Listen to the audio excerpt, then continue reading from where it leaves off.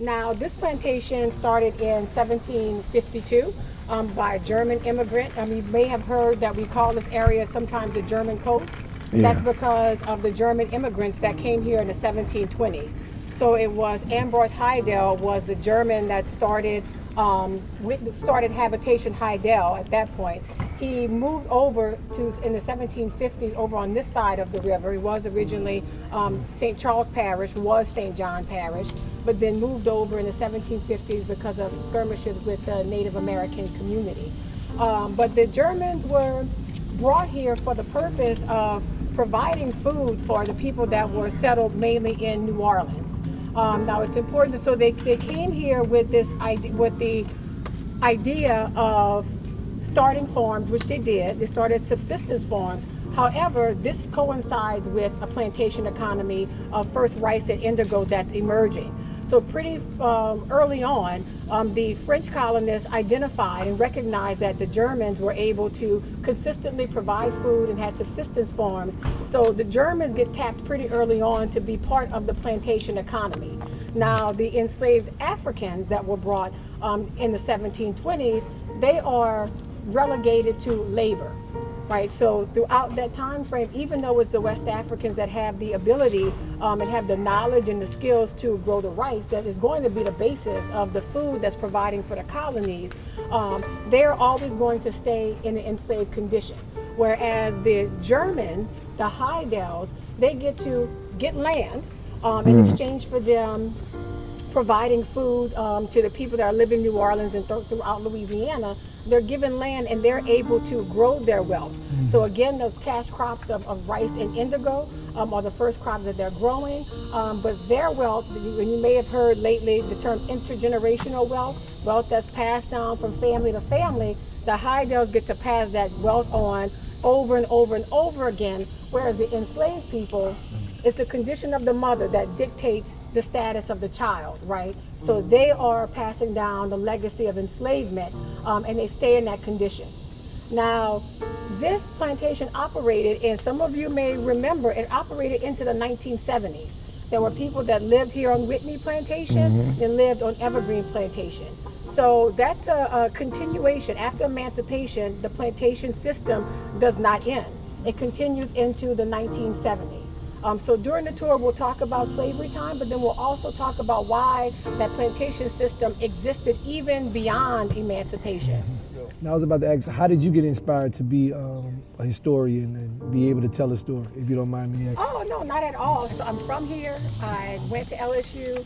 I wanted to come back and be more present and also make sure that the descendant community, the Black community, had more of a presence in the tourism business, because this is a very viable, very profitable plantation tourism industry, yet we have the descendants of the people that built these plantations that are not represented in tourism at all, especially from the economic side of it. So it was my dream to come back, and really what attracted me was coming back to my community. But I have to tell you that being here and learning this history, I would not be or do anything else. I absolutely love it. It is a brutal history, but at the same time it's very inspiring. And the more that I learn about, the enslaved people and their brilliance and their creativity and, their ingenuity, the more I'm inspired to learn even more about them. Now, for this particular site, John Cummings, and I think most of you remember when John Cummings, well, you remember Formosa. So Formosa that's set up in St. James. Right. Formosa had bought Whitney. Right. So it belonged to Formosa. But then the community pushed back and there were lawsuits and all, and Formosa never actually set up operations. It never got started. Right. However, that land was rezoned from agricultural to industrial through that process, and problematically rezoned. And so that we're still fighting with those issues now, right? Because it's right next to my neighborhood, which is residential. But John Cummings also, we know on the site of Formosa, there are at least three marked burial grounds that they found. So all throughout the sugarcane fields, there are unmarked burial grounds. There are historical artifacts that is old buildings, old foundations for sugar mills that are all throughout the sugarcane fields, all throughout, the river parishes region. But we think we've identified where Whitney's burial ground might be. So the slave cabins are about a half a mile away from the site that we are now. So we know where those cabins are, and right in the back of the cabin there is this levee that's built into into the cave. So we think that that could possibly be where the cemetery was for Whitney Plantation. But anytime you are passing by a plantation and there is just a random clump of trees that's in the middle of a plantation, there's a reason why it has not been touched. It's probably because either it's an old foundation for a sugar mill, it's some type of building, but more than likely there were gravestones there that made it that you could not dig up the ground, or the enslaved people planted trees. That was their markers. So magnolia trees, willow trees, that's probably, very, very likely the cemetery for the enslaved people.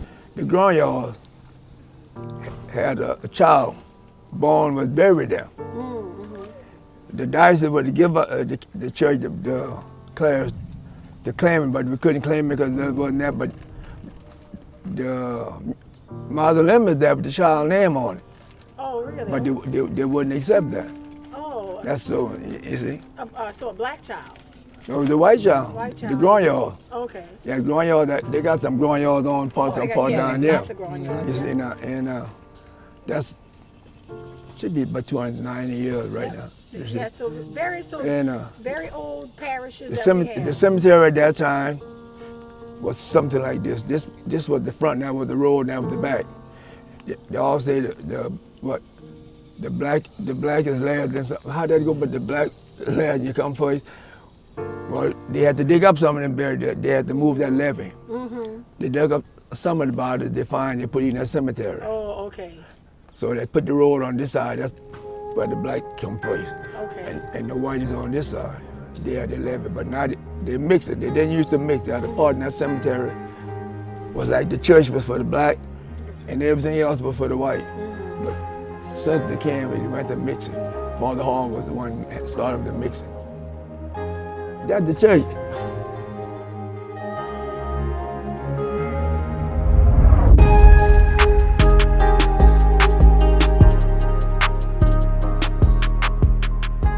So this is the church that was moved from Paulina.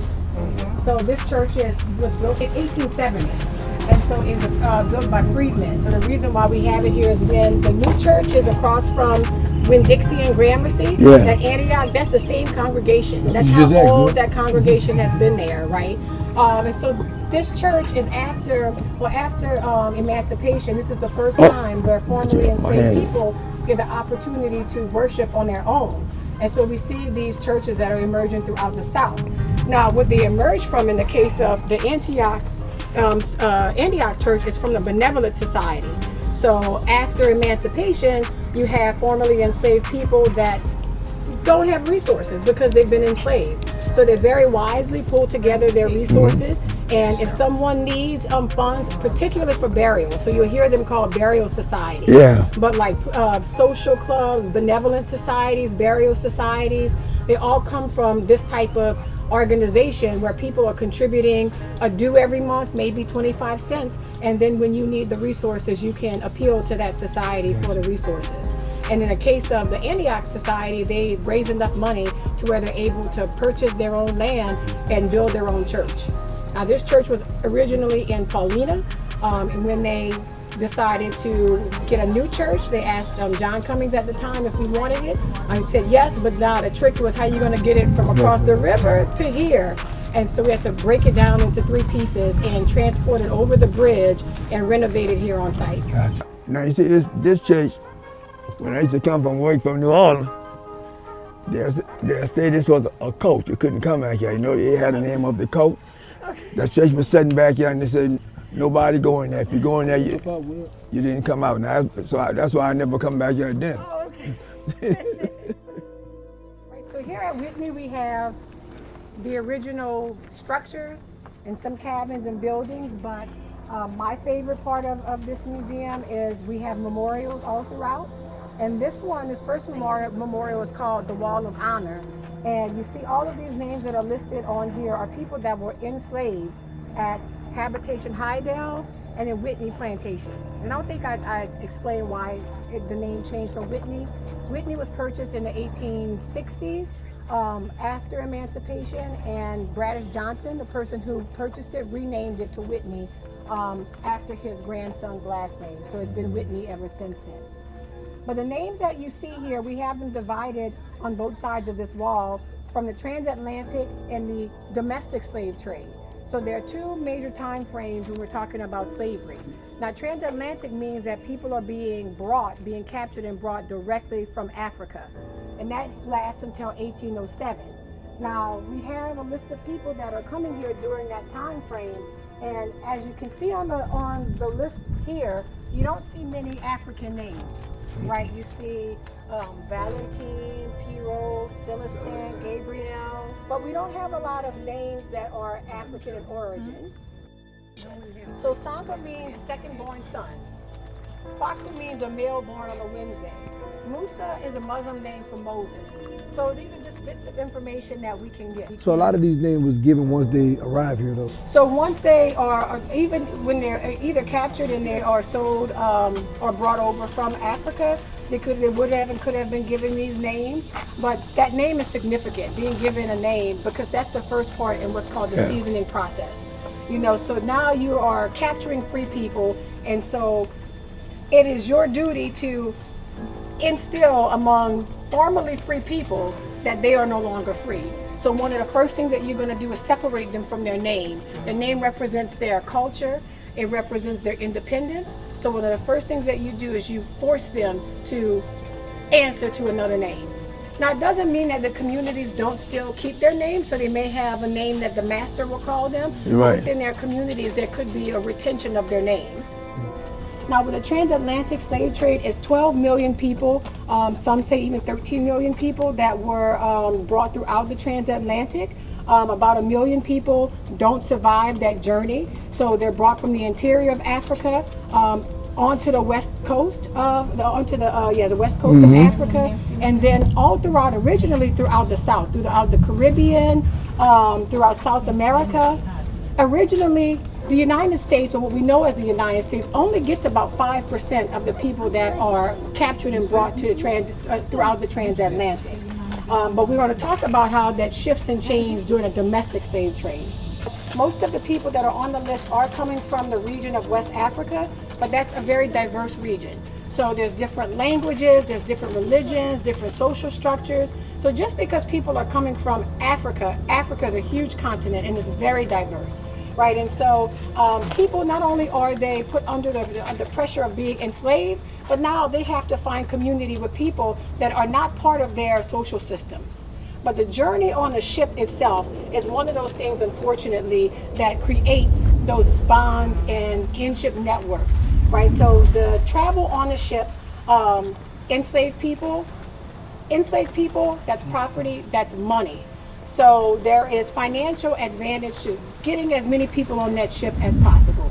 So men and women are separated and put at the bottom of the ship in very, very small cramped spaces. Every once in a while they're brought above board and forced to dance, forced to exercise so their muscles don't atrophy along the way. Now, of course, the sanitary conditions on the ship is not ideal, is not healthy. So it is, I mean, you are living within, people's bodily fluids as people are getting sick, as they're dying. Some are being thrown overboard because what else are you going to do with the bodies? There's so many people that are thrown overboard that it actually changes the shark feeding patterns. They start following the ships because they know that they're going to have something to eat. Some was jumping off the ship as well if they had a chance to, opportunity to. They wasn't going to just go without a kicking and screaming or without a fight. Yes, so during this tour, the idea of resistance, and so resistance comes in many forms. On as many as 20% of the ships, there were at least attempted rebellions. There was a rebellion that happened on a ship called the Creole that was headed down to New Orleans, where the enslaved people actually commandeered the ship and sailed it to the Bahamas because the Bahamas was free territory at that point. And they remained free. The Bahamas, nation of Bahamas, the British actually was part of the UK or Great Britain, and paid the United States reparations for the cost of the loss of the enslaved people. That's the jail, huh? This is the jail.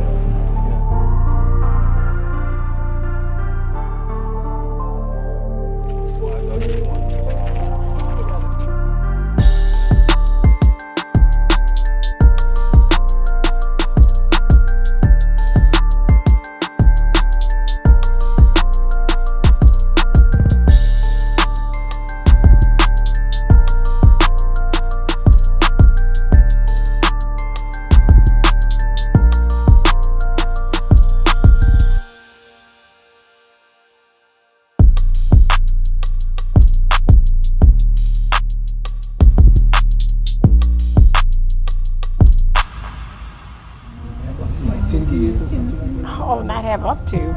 They used to, so for women, research shows, a historian shows that in Louisiana, that women were for sure having babies average 1 every 2 years. So anytime, so it just gave them the time to have the baby, maybe to nurse it for 3 months, and then cut it off at 3 months because, you know, if you're nursing, then it's harder for you to get pregnant again. So they would cut that off, and then that would mean a woman would be fertile again. And babies, once they're weaned, they're given mush or given carbohydrate-rich, fed carbohydrate-rich diets, and so they're not getting the nutrition that they need. And women, they're not getting the nutrition that they need. Enslaved people are given rations, not a lot of protein for sure, and they're still forced to work. So the combination of the hard labor and, you know, them being pregnant, and they're still producing almost up to 2/3 that of the of women that are not pregnant. So and even if there is punishment that's required, I mean, a woman is pregnant, the fact that she's pregnant does not spare her for that punishment. So one of the narratives, and this is my grandmother would tell us about this too growing up. They would make a hole in the ground and then lay the woman's pregnant stomach over the ground, so that way when you are beating the woman, then it's not harming the baby, because the baby is money. That baby, that's future income. And so, like I was saying before, 10 years old is usually the age in which children are considered adults. And in some years in our records, we have 33 children, so a lot of children, a population of about 100 enslaved people. There are no 10-year-olds.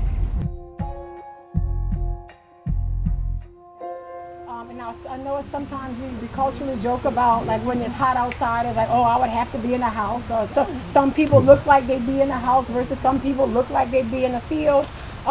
Really, there is a lot of misinformation when it comes to what the roles would have been and what they would have done. So the house for enslaved women and children is a particularly dangerous place for women and girls. Just like we heard about Anna and what happened here to her, how she was assaulted. Women are really terrorized and assaulted and targeted by any man that's living in a house and that's coming to visit the house. Okay, so that is a real thing.